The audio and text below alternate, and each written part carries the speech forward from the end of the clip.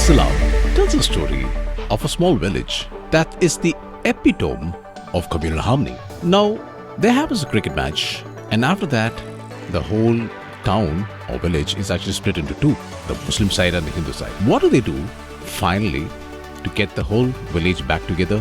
Forms the crux of the story. Well, in this review of Aishwarya Rajinikanth, Lal Salaam.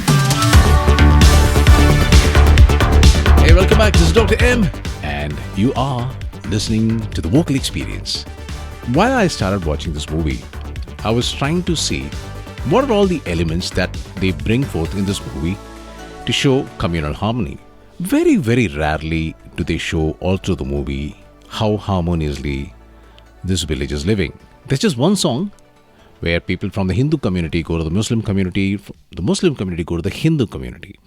Now, unless you went and established that fact very, very strongly, I don't think I'm convinced this village is living in harmony. I mean, come on. There is a village cricket team that has a Muslim team always clashing with the Hindu team. Now, that is a ticking time bomb. From the minute you formed a Muslim team and a Hindu team and they are fighting against each other, they're playing against each other, you've already started the split, my friends. Now, I've come from a small town called Arpukote, and there are a lot of villages around it. I've always seen that Muslims have an area and the Hindus have an area. If you come to Butt Road in Madras, it's filled with Christians because of the church that's close by. Likewise, it's normally the religious affiliation wanting to be around a temple or a mosque brings people together, especially for the Muslims, because they try to live around a mosque because they have to go for prayers. In this movie, they do not show you an element like that. They do not show you a mosque. In fact, the only prayer that we see is Rajinikanth praying, and then this beautiful song by A.R. Rahman comes in the background. They also show him praying when there is something else happening behind. Maybe there is some unjust thing that's happening behind, something happy, or we don't know. There is the scenes where they show Rajinikanth do namaz is more like they are actually trying to say, hey, he is a very, very secular guy. Please don't put a communal flavor to him. That's probably why he's even in the movie, because except for the scenes where he's actually trying to say that no, Hindus and Muslims are friends and can cohabit together and we are all Indians, Jai Hind and all of that. Everywhere else, he seems to be moving towards that him being a Muslim and not have a Hindu guy around him.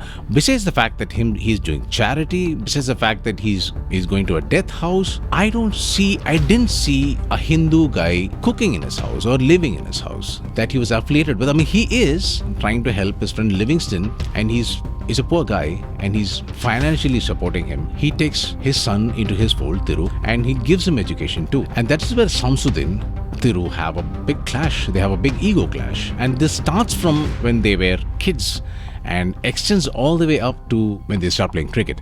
Now, what is not evident is, all through the movie, Rajinikanth is saying, okay, Thiru is like my son, but he only helps his own son, Samsudin, become a big champ, like a Ranji Trophy player. Why can't he understand the fact that this other boy, Thiru, also is equally skilled in cricket, but he's misguided? Where is the scene where he's speaking to him and is telling him, dude, don't do this. If you do this, you have such a special talent in cricket and you could be batsman or an all-rounder. I don't see the conviction that when you call this movie a sports drama, these are the conviction points that makes me think this is a sports drama. This is not a sports drama. This is more like some kind of an image build for a superstar. I think this movie is a Vishnu movie because he's got more screen time than even Rajinikanth in the movie. And Samsudin comes once a while. He only comes in to add a little bit of sadness, but even that is not a very, very convincing role. He becomes grievously injured and that he cannot play cricket for the rest of his life, is extremely depressed, and he's trying to kill himself by how? He's not slitting his wrist. He throws his mother's sari on a fan, ties a complicated knot and puts it around his neck and tightens it up and then tries to hang himself to death. Dude, there are easy ways to die. Oh snap, you didn't know? This is with just one hand. I don't know how he pulled it off. I mean, that's a hole. And what is the other thing that actually irritates you is the flashback, because the flashback is not the flashback. The flashback is the actual movie. The flashback runs for a very long time. That reality is a very, very small portion. In fact, I walked a little late. I missed the first scene, and for a minute I had to talk to the guy next to me and ask him, hey, இது வந்து flashback illa இது வந்து reality? He had to tell me, he had to reassure me. Because I'll tell you, when you say a flashback, there are certain characters that you can actually skip and omit. For example, Sendil's character. In reality, after the temple scene, Sendil becomes very depressed and dies. Now, even that is like a teaser scene, because in that scene, Sendil is not the guy who is actually getting insulted. It is Thambi Ramaya who gets verbally abused and kicked in the chest by the villain. He goes to sleep depressed, and then they show somebody's feet, and you think, we have seen so many movies where somebody like that dies. Shivaji died in Tevar Magan Afi gets insulted, something like this, but it is actually Sendil who dies and Thambi Ramaya is alive. I mean, director Aishwarya, madam, are you trying to like tease us? Are you trying to like say, hey, you know what, you think he will die, but I'm making somebody else die? What a fox! But anyway, there are a lot of loopholes that way, which push you away from the conviction point that this is a sports drama or this is a communal harmony movie. There is so much of confusion. So somebody like Sendil needn't have been in the flashback, because it adds to more and more confusion. And there is this wild politician. I mean, why do politicians always have to be drinking? Why do villains always have to have a mole? Why do villains always have to look so ugly? And talking about ugly, come on, this is Aishwarya Rajini's father is in the movie and you're the daughter. To what lengths would you go to make sure your father looks handsome? The makeup is so shoddy. Some of the wigs don't even suit him, and his lips are so chapped. You could have done something about it in post-production. You could have gone and corrected it, and he doesn't look the part at all, except for the little bit of mascara that he wears or eyeliner that he wears to show that he's a Muslim. His costumes are so shoddy. Only in the end, when he comes and tries to save the kids, like in all movies, like the cops that come only in the end, Rajinikanth always comes in the end, and there's an entry bit and everyone's clapping and all that. Sorry to say, there is not much of clapping moments for Rajini fans. This is not a Rajini movie. This is a Vishnu movie where the thunder's been stolen away from him. We still haven't defined what kind of person is Rajinikanth. Is he a mafia don or is he a businessman? We don't know. The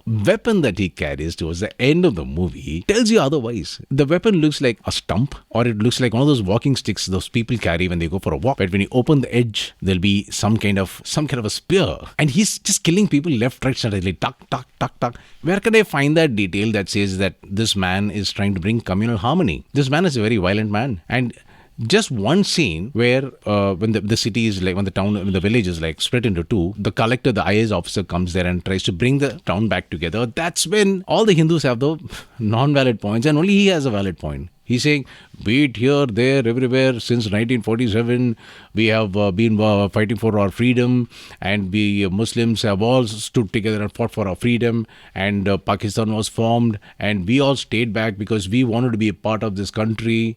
He goes to 1947. We are in 2024, and we have gone and built something on top of something, stating on those days, way back in those days, that somebody, some 500 years back, broke something and built on top of it something else. We are in that era, and you want to come and talk about communal harmony now? The split is already done. The cricket match is already being played. And are the opportunities for you to bring it back together? Why are you not working towards it? That is one scene. He speaks about something like that, and then all through the movie, there is not a single word of Jai Hind, and he just says Jai Hind and he takes up and goes off. See, I'm not trying to negate this movie.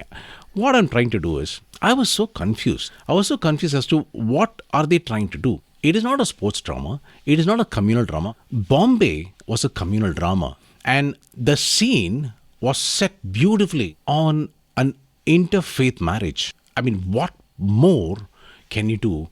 Shoots a beautiful scene like that. Like, the scene was so intense. The drama that unfolded out of us, it actually had an impact. And when Maniratnam finally gives a solution, you think that's not the ideal solution, but then it makes you feel good. It makes you feel elated. It makes you want to raise and clap your hands and sing the national anthem. Talking about national anthem, Rahman plays a little bit of national anthem in between when Rajinikanth makes his maiden speech trying to bring peace.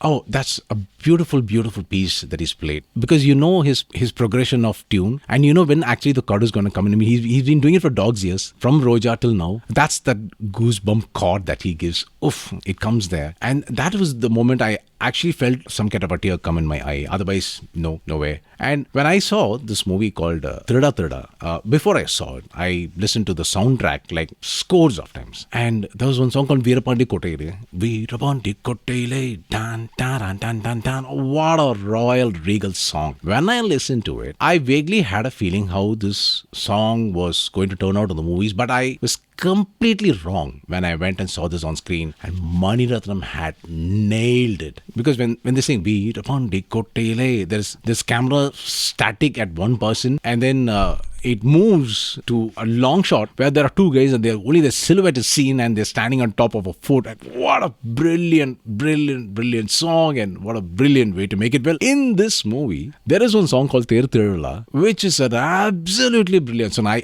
really don't think much about that AI generated song. I have no opinion about it. It's such an average song. They didn't have to bring him into this fiasco. And I mean, he did it. So what? Forget about it. I say Ter Tirula is one of the most brilliant songs that ARR has ever composed. What tempo change, what mood change. The song goes from here, there, everywhere.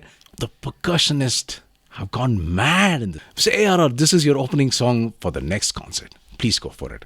It's a brilliant song, but what turned me off is a picturization of the same song. I was trying to see how they would bring forth all those elements, the percussion elements in this song. There is only one tape, there's only one towel. I mean, that's the instrument of a festival, right? I mean, only those two are seen. And besides that, that's absolute chaos. Festivals are chaos. I'm not saying no, but there is a tempo in that song, and you want to keep that tempo in your video as well. There are people dancing, there are people eating ice creams. Even eating an ice cream can be part of a tempo. The way you cut it. That song was completely messed up, sorry to say. But I really loved the mix of the song in the theater. The color, of course, it was very neutral, because the color or the cinematography, the camera angles were all neutral and flat, because that was not what this movie is being shot for. They were trying to say a story, and that story is about communal harmony in the backdrop of a cricket match. And did they win? They lost the match terribly. So I would say go give it a watch at least once, at least to support the technicians who worked with this movie. And don't wait for OTT. I think even OTT counts, because in OTT, a view, they kind of pay some kind of royalty to these producers or the directors. You can give it a shot, but I'm sorry it didn't work for me. I have another video coming up. Stay tuned for it. And this is like an old pick, and it's a reanalysis of the same, and I'm sure you would love it. Because it's not just one character. I'm throwing in two characters, and you would absolutely love it. And if you like this kind of content, do like, comment and subscribe. This is Dr. M signing off for the Vocal Experience.